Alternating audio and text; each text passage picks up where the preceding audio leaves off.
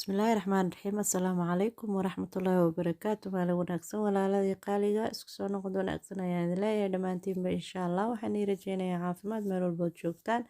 Hadduu Ilaahay yiraahdo asxaabteyda qaaliga ah maanta waxaan noo wadaa video yar insha Allah oon idinla wadaagi doono. Hadduu Ilaahay yiraahdo videogaas oo ah challenge walaasheena unique hooyo ee nagu soo challenge gareysay haddaan nahay hablaha youtuberada ah gaar ahaan aniga khaasatan ee igu soo magacaawday hablaha ee soo magacaaweysay aan ka mid ahaa. Markaa waxaan jeclaystay maanta challenge-gii ahaa ka taqallus maxaa iraahdaa xafashka insha Allah in aan walaashay usoo challenge-geedii aan usoo sameeyo insha Allah. idinkana aad ila aragtaan wixii aan ka taqallusay ama aan iska bedelay oo aan ka bedelay gurigeyga insha Allah bidilaahi kariim oo aad ila aragtaan hadduu Ilaahay yiraahdo. Marka asxaabteyda qaaliga ah challenge-ga abaayadaas unique hooyo ayaa noo wadaa insha Allah. Waxaan rajeynayaa in uu gaari doono videogan challenge-ga ee nagu soo challenge gareysatay ama ay ugu soo challenge gareysatay insha Allah bidilaahi kariim. Marka waxyaabo badan oo kalena insha Allah oo aan tuuri doono waan soo wadaa ama aan bedeli doono hadduu Ilaahay yiraahdo. Marka hadda videogan wuxuu weeye hordhac insha Allah oo aan maanta soo sameeyay hadduu Ilaahay yiraahdo. Wixii dambe aan kala bedeli doono ama aan rabo inaan ka faaruqiyo gurigana insha Allah waa idinla soo wadaagi doonaa. Daawasho wacan asxaabteyda qaaliga ah.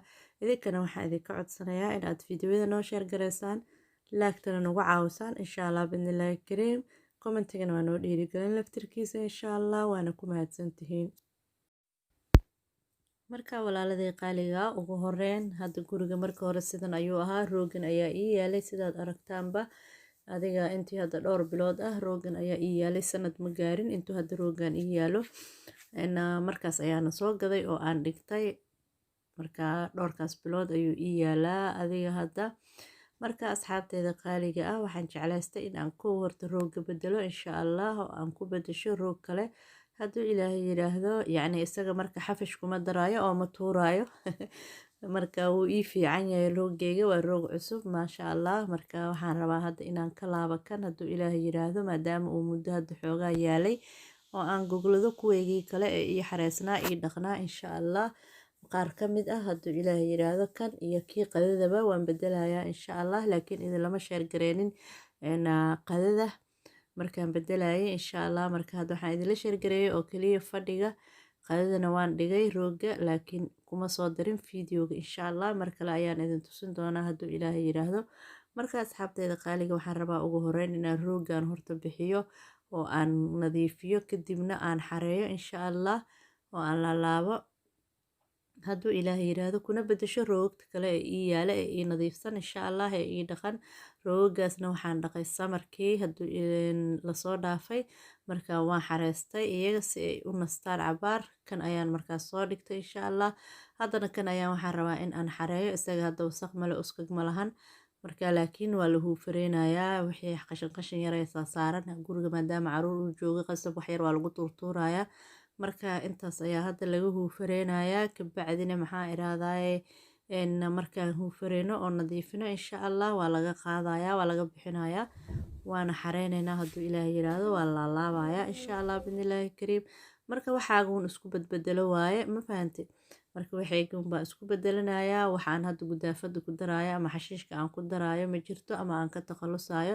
siday abaayo noo sheegtana waxay tiri haddii aad ka taqallusto aadan haynin oo mar hore waxaaga kala nidaamsatayba oo wax iska fiican ay ku wada yaalaan waxaana la soo share gareyn kartaa adiga oo wax kala bedelaya ama wixii hore aad bedeshay na tusinayo oo dhehaysid kan ayaan iska bedelay kan ayaan ku bedeshay.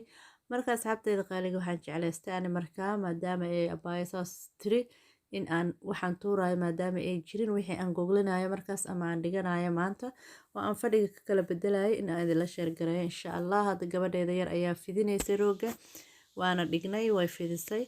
marka roogeeni waan soo fidsanay maasha Allah tabaarakallah.